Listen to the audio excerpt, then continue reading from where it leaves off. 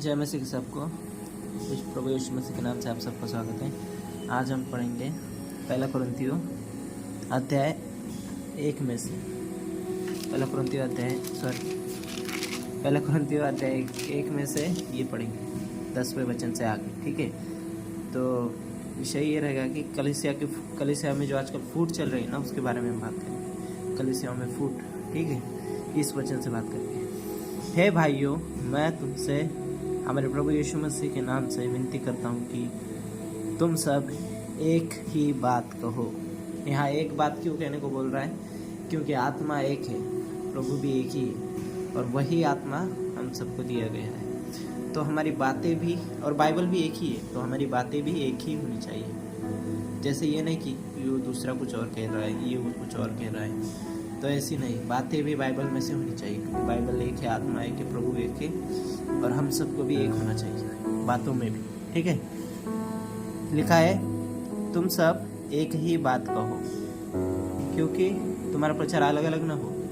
एक ही बात, एक ही मत से रहो। अगर तुम सही शिक्षा में चलते हो ना, तो एक ही बात कहोगे, तुम्हारी बात सही में आएगी। लेकिन अगर पौल पहला कुरिन्थियों 11वें अध्याय में ऐसा भी लिखा है कि किसी दूसरे यीशु के बारे में भी लिखा है, अगर तुम मसीह से हो तो तुम्हारी बात एक होनी चाहिए।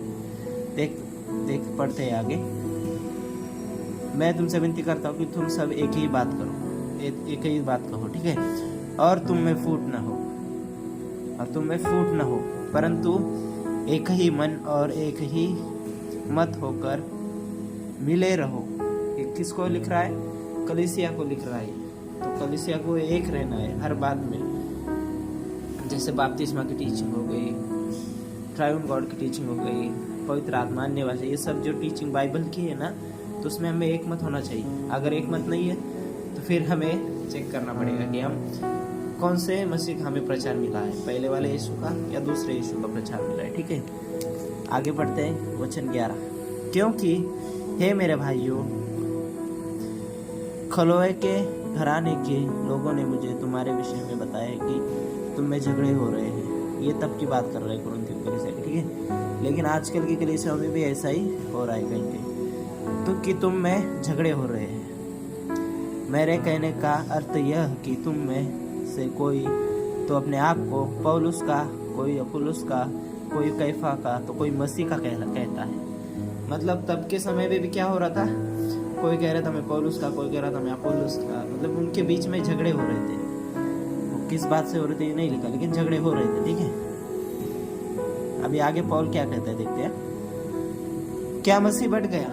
यहाँ पे क्वेश्चन मार्क है। ठीक है, क्या मसीह बढ़ गया? जैसे आजकल भी हम लोग देखते हैं, कोई अलग ही कह रहा है। कोई बोल रहा है मूर्ति का प्रसाद खा सकते हो, कोई बोलता है ये कर सकते हो, कोई बोलता है वो कर सकते हो। मतलब एक मत बिल्कुल भी नहीं है।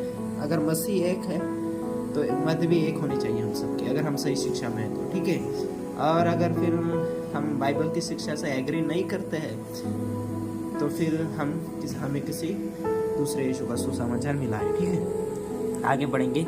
क्या पौलुस तुम्हारे लिए क्रूस पर चढ़ा गया, या तुम्हें पौलुस के नाम पर बपतिस्मा मिला? यहाँ पौलुस उनको डांट लगा रहा है। ठीक है, अभी हम क्या करते हैं, अभी हम पढ़ते हैं पहला कुरिन्थियों 12 अध्याय वचन 12 से पढ़ते हैं। ठीक है, जैसा कि यहाँ पर भी लिखा है कि मसीह की देह एक है, लेकिन उसके अलग अलग अंग हैं, लेकिन हमें एक देह बन के रहना है। यहाँ पर भी लिखा है, देखो, क्योंकि जिस प्रकार देह तो एक है और उसके अंग बहुत है, और उस एक देह के सब अंग बहुत होने पर भी सब मिलकर एक देह ही है, उसी प्रकार मसीह भी है। क्या लिखा है? जैसे देह एक है लेकिन उसके अलग अलग अंग है, लेकिन देह तो एक ही है ना। ऐसा तो नहीं किसी देह दूसरी है, उसके अलग, इसकी बातें अलग, उसकी बातें अलग, ऐसा नहीं होना चाहिए कलीसिया में। ठीक है, लेकिन कुछ गलत प्रचार के चलते आज मसीह बढ़ गया है। आप जैसे कि आप डिनोमिनेशन भी देख सकते हैं, आज 3000 के कुछ डिनोमिनेशंस है, सबके अलग अलग नियम्स हैं। तो यहाँ जो पौलुस ने सवाल पूछा था ना, क्या मसीह बढ़ गया, तो ये आजकल दिखता है कि मसीह बढ़ दिया इन लोगों ने। हमको क्या करना था, मसीह को बांटना नहीं चाहिए था। सबको बाइबल एक दी है ना, तो बाइबल में से आत्मा भी एक दी है, तो हम सबको एक मन से रहना चाहिए। लेकिन गलत प्रचार के चलते, सही शिक्षा न मिलने की वजह से मसीह बढ़ गया। अभी आगे पढ़ते, ठीक है। उसी प्रकार मसीह भी एक ही है। ये वचन फिर से पढ़ते, क्योंकि जिस प्रकार देह तो एक है और उसके अंग बहुत से है, और उस एक देह के सब अंग बहुत होने पर भी सब मिलकर एक ही देह है, उसी प्रकार मसीह भी है। ठीक है, मसीह भी एक ही है। क्योंकि हम सब ने, क्या यहूदी, क्या यूनानी, क्या दास हो, क्या स्वतंत्र, यहूदी हो या अन्य जाति हो, सबको एक ही आत्मा के द्वारा एक देह होने के लिए बपतिस्मा दिया, और हम सबको एक ही आत्मा पिलाया गया है। ऐसा तो नहीं लिखा कि ये डिनोमिनेशन का अलग बपतिस्मा आत्मा पिलाया गया, उसका अलग पिलाया गया, नहीं, हम सबको एक ही आत्मा पिलाया गया है, अर्थात पवित्र आत्मा। ठीक है, अगर इस बाइबल में से बाहर कोई बोलता है तो उसको ये आत्मा नहीं है, ये आत्मा से नहीं बोल रहा है। अगर कोई ये आत्मा से बोल रहा है तभी सही है। कौन सा आत्मा? जो बाइबल में लिखा है, एक ही आत्मा, अर्थात पवित्र आत्मा। अगर इससे बाहर कोई बोलता है तो वो दूसरी आत्मा से बोलता है। ठीक है, वचन आगे पढ़ेंगे। अभी हम पढ़ते हैं दूसरा कुरिन्थियों अध्याय 11। ठीक है, यहाँ पर क्या लिखा है देखते हैं। यहाँ पर झूठे प्रेरितों के बारे में लिखा है। ठीक है, ये देखो, वचन 2 से पढ़ते हैं। क्योंकि मैं तुम्हारे विषय में ईश्वरी धुन लगाए रहता हूँ। कौन लगा रहा है ईश्वरी धुन हमारे लिए? पौलुस क्या कहता है? क्योंकि मैं पौलुस तुम्हारे विषय में ईश्वरीय धुन लगाए रहता हूँ, इसलिए कि मैंने एक ही पुरुष से तुम्हारी बात लगाई है। वो पुरुष कौन है? वो पुरुष है मसीह। कि तुम है पवित्र कुंवारी। यहाँ क्या लिखा है? पवित्र कुंवारी, मतलब जिसपे कोई भी दाग ना हो, कोई भी गलत बात ना हो, उस कुंवारी के समान मसीह को सौंप दो। अभी वचन 3 में इसने, वचन 2 में इसने बात रख तो दी कि मैं ईश्वरी धुन लगाए रहता हूँ कि तुमको पवित्र कुंवारी के नाई मसीह को सौंप दो, पवित्र कुंवारी के नाई मसीह को सौंप दो। लेकिन उसके नीचे वो अपना डर जता रहा है। उसका डर क्या है? परंतु मैं डरता हूँ। पौलुस क्या कह रहा है? मैं डरता हूँ कि जैसे सांप ने अपनी चतुराई से हवा को बहकाया।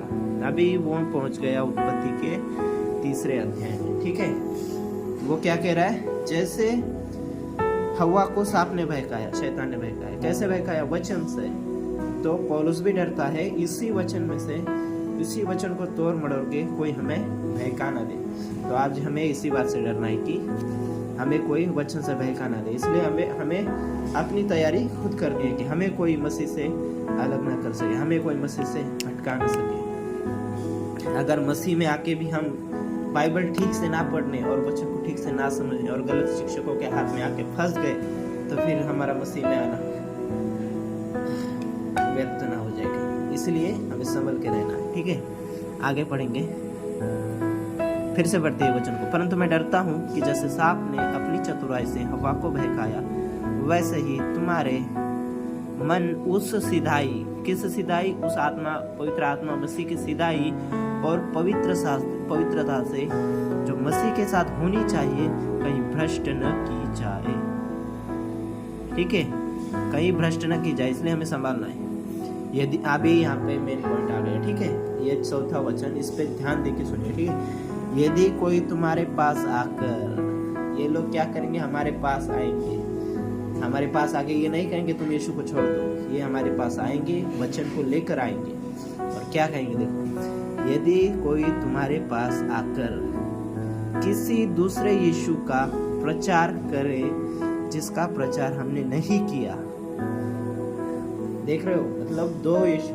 पहला यीशु जिसका प्रचार पौलुस ने, पतरस ने और बाकी के प्रेरितों ने किया, और दूसरा यीशु देख रहे हो, मतलब वो संसार की बातों में से बता। चौथा पढ़ते, कोई तुम्हारे पास आकर किसी दूसरे यीशु का प्रचार, जिसका प्रचार हमने नहीं किया, हमने मतलब प्रेरितों ने नहीं किया, या कोई और आत्मा तुम्हें मिले जो पहले न मिला था। समझ गए?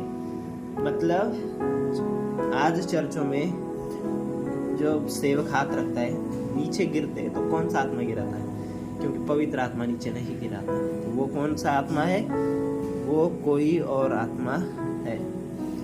तो इस बात को हमें पहचानना पड़ेगा, और इस बात को हम लोग वचन से ही पहचानेंगे। ठीक है। जहाँ तक पवित्र आत्मा के दान क्या है? प्रेम, शांति, धीरज, और भी पवित्र आत्मा के फल क्या है? प्रेम, शांति, धीरज, ये सब है। लेकिन दूसरी आत्मा के फल भी उससे विपरीत होंगे। दूसरी आत्मा के फल क्या होंगे? शोर शराबा, उटक पैटक, चिल्लाना, कूदना, ये करना, वो करना, जैसे आजकल हम कलीसिया में देख सकते हैं। ठीक है। क्योंकि कहीं वचन लिखा है, मुझे याद नहीं आ रहा, पवित्र आत्मा कभी गिराता नहीं। वचन कहता है कि वो गिरते हुए को संभालता है। ये किसके बारे में लिखा है? प्रभु के बारे में। प्रभु गिरते हुए को संभालता है। ठीक है। और लेकिन दूसरी तरफ शैतान के बारे में लिखा है कि वो पुराना सांप ऊपर से नीचे गिराया गया। तो इसी ऐसी बातों को हमें वचन से ही समझना पड़ेगा। और उस बात वचनों के द्वारा आप सबको आशीर्वादित करें। आमीन।